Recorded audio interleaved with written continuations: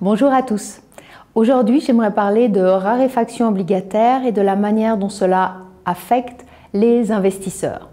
Ça peut sembler étrange de parler de raréfaction puisque nous savons tous que le marché des nouvelles émissions est en forte hausse cette année. Mais il y a des changements sur la maturité de ces nouvelles émissions obligataires. Selon Barclays, aux États-Unis, le montant de nouvelles obligations avec des maturités maximum de 3 ans est en baisse de 7% cette année. Ce qui se compare en fait à une hausse de 11% des nouvelles émissions globalement. Si l'on regarde les rendements, on comprend très bien ce changement. Les rendements pour les échéances 10 ans et plus sont devenus extrêmement bon marché. En moyenne, le rendement à l'échéance du 10 ans plus pour des obligations de catégorie investissement se situait à 3% au mois de novembre. Ce qui se compare avec une moyenne de 4,2% sur les 5 dernières années. Donc oui, pour les émetteurs, c'est bien meilleur marché d'aller émettre sur les parties longues des courbes de taux.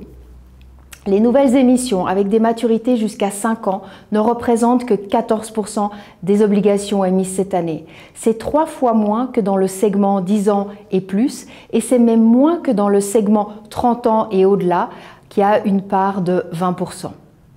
Donc ceci explique une partie de la raréfaction sur la partie courte de la courbe de taux, mais seulement une partie.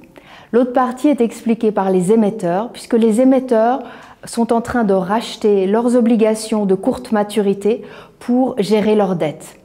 Donc il y a, si l'on veut, un double effet sur la partie courte de la courbe des taux. Pour les émetteurs, c'est la panacée.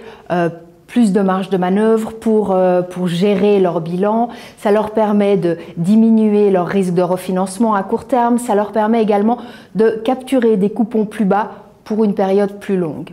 De l'autre côté de la lorgnette, la situation n'est pas aussi bonne pour les investisseurs conservateurs puisque ces conditions de marché les amènent à prendre toujours davantage de risques, soit du risque de taux en allant plus loin avec des maturités plus longues ou du risque de crédit en allant sur des entreprises de moins bonne qualité. Et tout cela peut être vu comme un effet collatéral ou le prix à payer pour les politiques monétaires non conventionnelles mises en place par les banques centrales. Et cela pourrait perdurer encore un certain temps.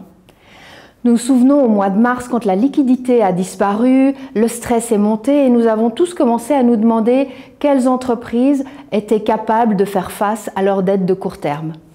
De nombreux émetteurs ont à ce moment-là dû activer des lignes de crédit et ou émettre de nouvelles dettes pour survivre. Donc ce n'est pas si surprenant maintenant que ces émetteurs fassent tout ce qu'ils peuvent pour éviter de devoir se refinancer à court terme. Et cette situation va perdurer aussi longtemps que ces émetteurs n'auront pas de visibilité post-Covid. Et ce que cela implique pour les investisseurs conservateurs, c'est qu'il va falloir faire preuve encore de patience avant de revenir à des conditions de marché plus attrayantes.